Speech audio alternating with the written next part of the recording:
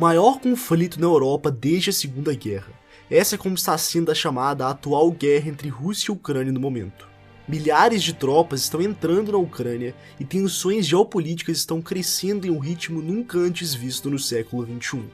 Putin quer a todo custo tomar a Ucrânia e expandir a influência da decadente Rússia, que um dia já foi uma das maiores potências militares do mundo. Mas por que a Rússia já perdeu a guerra? Por que a Ucrânia é tão importante para a Rússia? E qual a relação da China com a Rússia atualmente? É isso que vamos ver nesse vídeo.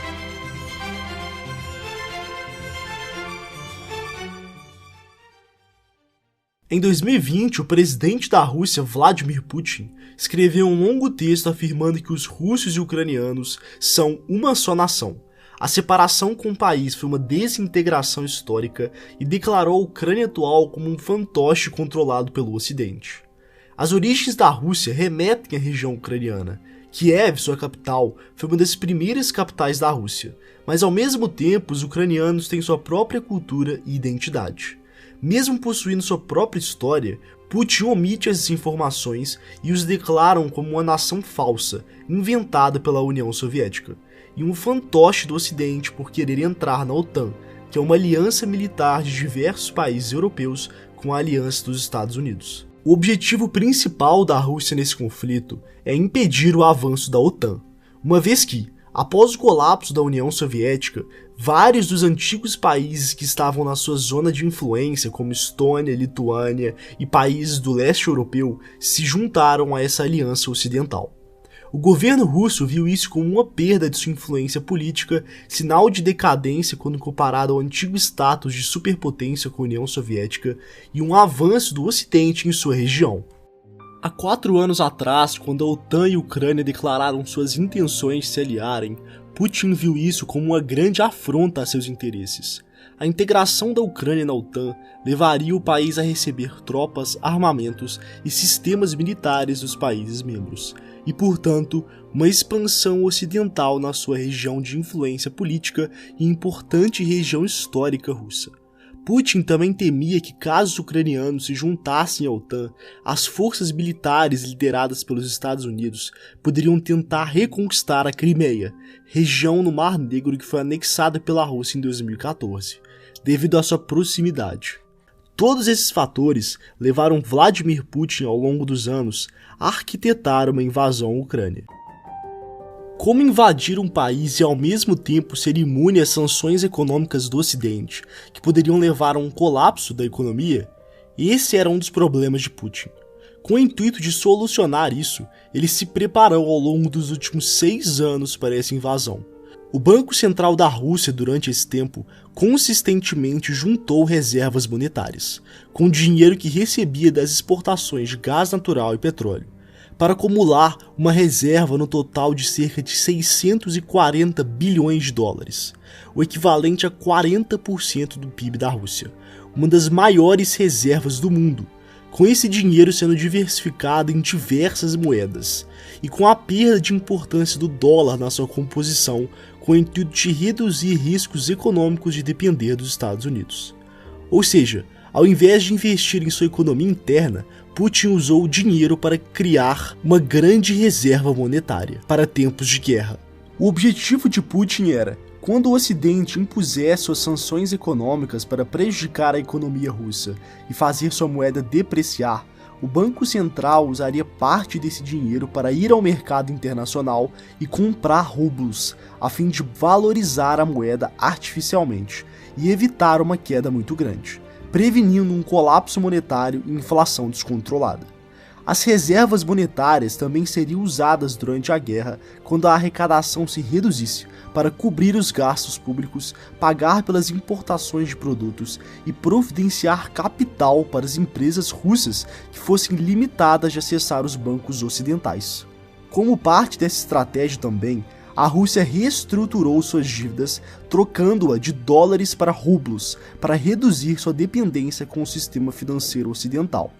E ainda envolvia explorar a dependência da Europa com a utilização de seu gás, que, como podemos ver nesse gráfico, muitos países importantes da União Europeia têm, como arma política para a invasão. No entanto, o plano de Putin não está saindo como esperado. Quando a Rússia invadiu a Ucrânia e iniciou a guerra, em um primeiro momento parecia que com as reservas monetárias que o país tinha em mãos, as sanções econômicas ocidentais não seriam suficientes para parar sua economia. No entanto, uma medida sem precedentes foi tomada.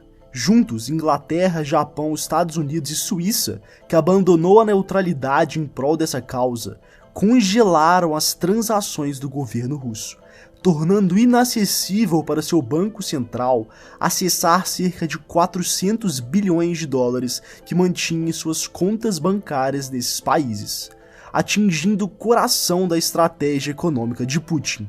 Com o valor que resta possível de ser utilizado, principalmente guardado no yuan chinês, Putin não vai conseguir impedir o colapso do rublo, que já caiu cerca de 30%, nem ser capaz de oferecer crédito em moeda estrangeira a bancos que estão sob sanções, o que por sua vez aumenta a probabilidade de calote de suas dívidas, colocando em xeque todo o sistema bancário russo. Em uma medida desesperada para conter essas duras consequências econômicas, o Banco Central Russo aumentou a taxa de juros de 9,5% para 20%, para atrair investidores a converterem seu dinheiro em rublos para comprar títulos de dívida do governo e, consequentemente, valorizar a moeda.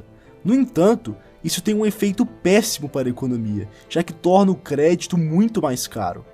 Putin também obrigou os exportadores russos a converterem parte de sua receita em rublos e proibiu que as instituições financeiras vendam seus ativos, manchando a reputação da Rússia com os investidores internacionais.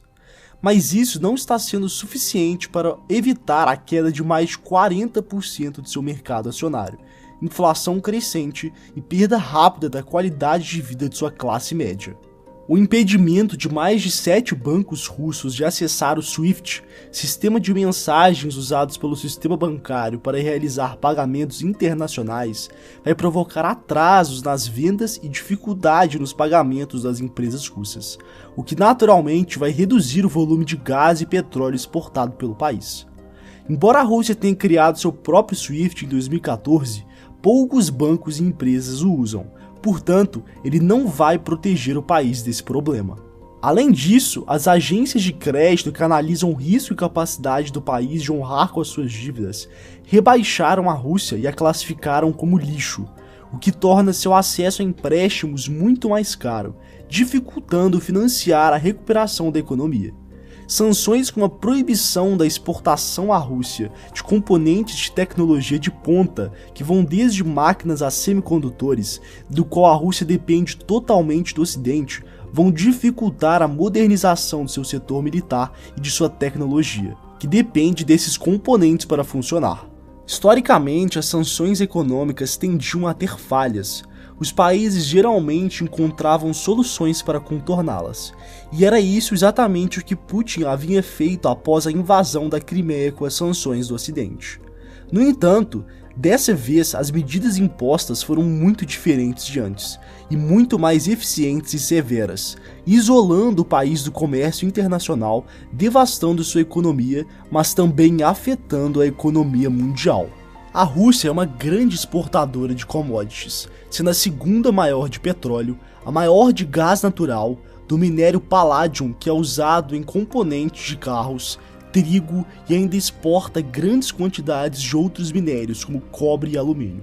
Devido a esse conflito, o preço do trigo já subiu, o petróleo atingiu seu maior nível desde 2014 e o preço do gás na Europa subiu 30% em resposta às disrupções nas cadeias de produções e sanções causadas pela guerra na Ucrânia.